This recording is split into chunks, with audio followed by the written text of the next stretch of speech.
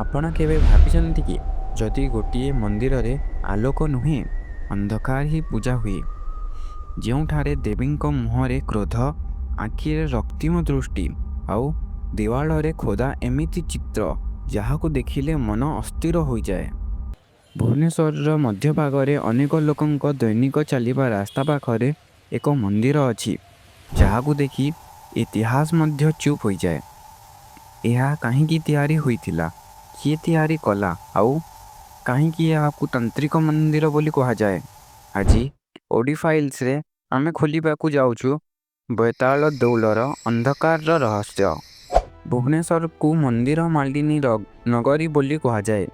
ଲିଙ୍ଗରାଜ, ମୁକ୍ତେଶ୍ୱର, ରାଜରାଣୀ ଏସବୁ ମନ୍ଦିର ଆମକୁ ଶାନ୍ତି, ଭକ୍ତି, ଆଲୋକର ଅନୁଭୂତି ଦିଏ।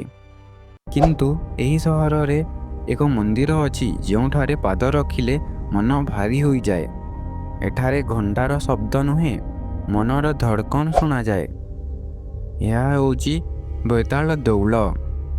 ଏହି ମନ୍ଦିର ଏକାକୀ ନୁହେଁ, ଏହା ଗୋଟିଏ ସଂକେତ, ଗୋଟିଏ ଭୁଲାଯାଇଥିବା ଧାରଣାର ପ୍ରତୀକ। ଇତିହାସବିଦ୍ମାନେ କହନ୍ତି ବେତାଳ ଦେଉଳ ତିଆରି ହୋଇଥିଲା ଅଷ୍ଟମ ଶତାବ୍ଦୀରେ ଭୌମଙ୍କର ବଂଶର ଶାସନ ସମୟରେ। ଭୌମଙ୍କର ରାଜାମାନେ ଥିଲେ ଶକ୍ତି ପୂଜକ। ସେମାନଙ୍କ ସମୟରେ ଓଡ଼ିଶାରେ ତାନ୍ତ୍ରିକ ପ୍ରଥା ବହୁତ ଗଭୀର ଭାବେ ପ୍ରଚଳିତ ହୋଇଥିଲା। ଏହି ମନ୍ଦିର କୌଣସି ସାଧାରଣ ଦେବୀ ପାଇଁ ନୁହେଁ, ଏଠାରେ ପୂଜା ହୁଏ ଚାମୁଣ୍ଡା, ଏକ ଦେବୀ ଯିଏ ମୃତ୍ୟୁର ଉପରେ ବସିଛନ୍ତି। ଚାମୁଣ୍ଡାଙ୍କ ମୂର୍ତ୍ତିକୁ ଯଦି ଆପଣ ଧ୍ୟାନ ଦେଇ ଦେଖିବେ, ସେ ଅନ୍ୟ ସବୁ ଦେବୀଙ୍କ ଠାରୁ ସମ୍ପୂର୍ଣ୍ଣ ଅଲଗା। ହାଡ଼, ଅସ୍ଥି ଦେହ, ଭିତରକୁ ପଶିଥିବା ପେଟ, ଗଳାରେ ନରମଣ୍ଡମାଲା, ପାଦ ତଳେ ଶବ। ଏହା କୌଣସି କଳ୍ପନା ନୁହେଁ, ଏହା ଗୋଟିଏ ସନ୍ଦେଶ। ମୃତ୍ୟୁ ହିଁ ଶେଷ ନୁହେଁ, ମୃତ୍ୟୁ ହିଁ ଶକ୍ତି।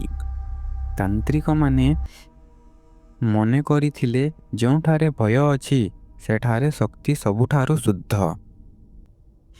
ବେତାଳ ଦେଉଳର ଆକୃତି ଦେଖିଲେ ଏହା ଓଡ଼ିଶାର ଅନ୍ୟ ମନ୍ଦିରମାନଙ୍କ ପରି ନୁହେଁ। ଏହା ଖାକରା ଶୈଳୀରେ ନିର୍ମିତ, ଯାହା ଦକ୍ଷିଣ ଭାରତୀୟ ମନ୍ଦିରର ଶୈଳୀ ସହ ଅଧିକ ମିଳେ। ଇତିହାସ କହେ ତାନ୍ତ୍ରିକ ପ୍ରଥାର କୌଣସି ସୀମା ନଥିଲା, ଏହା ଉତ୍ତର ଓ ଦକ୍ଷିଣକୁ ଯୋଡ଼ିଥିଲା। ଏହି ମନ୍ଦିର ଏକ ସଙ୍ଗମ ଥିଲା। ବେତାଳ ଦେଉଳର ଦେୱାଳକୁ ଦେଖନ୍ତୁ, ସେଠାରେ ଅଛି ତାନ୍ତ୍ରିକ ସାଧନା, ଯୋଗିନୀ, ଶବ ସାଧନାର ଦୃଶ୍ୟ। ଏହା ସବୁ ଭକ୍ତି ପାଇଁ ନୁହେଁ, ଏହା ସାଧନା ପାଇଁ। ଏହି ମନ୍ଦିର ଭିତରେ ସାଧାରଣ ଲୋକଙ୍କ ପ୍ରବେଶ ସୀମିତ ଥିଲା, କାରଣ ଏଠାରେ ପୂଜା ନୁହେଁ ପରୀକ୍ଷା ହେଉଥିଲା। ଲୋକକଥା କହେ ବେତାଳ ଦେଉଳରେ ସନ୍ଧ୍ୟା ପରେ ଅନ୍ୟ ଅନୁଭୂତି ହୁଏ। ଦୀପ ଜଳିଲେ ମଧ୍ୟ ମନ ଭିତରେ ଅନ୍ଧାର ଘନ ହୋଇଯାଏ। ତାନ୍ତ୍ରିକ ମତାନୁସାରେ ଅନ୍ଧାର ହେଉଛି ସୃଷ୍ଟିର ପ୍ରଥମ ଅବସ୍ଥା।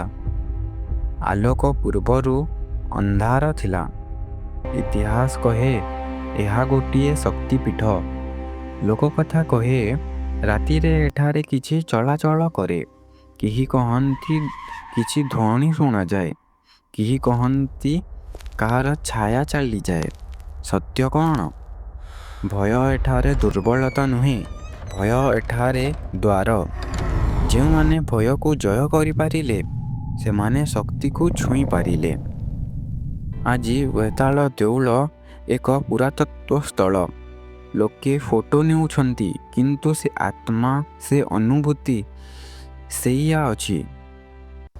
ଯଦି ଏହା କେବଳ ଗୋଟିଏ ମନ୍ଦିର, ତେବେ ଏତେ ଭୟ କାହିଁକି? ଯଦି ଏହା କେବଳ ଇତିହାସ, ତେବେ ଏତେ ନୀରବତା କାହିଁକି? ସମ୍ଭବତଃ କିଛି ସତ୍ୟ ଆଲୋକରେ ଦେଖାଯାଏ ନାହିଁ, ସେଗୁଡ଼ିକ ଅନ୍ଧକାରକୁ ଚାହାନ୍ତି।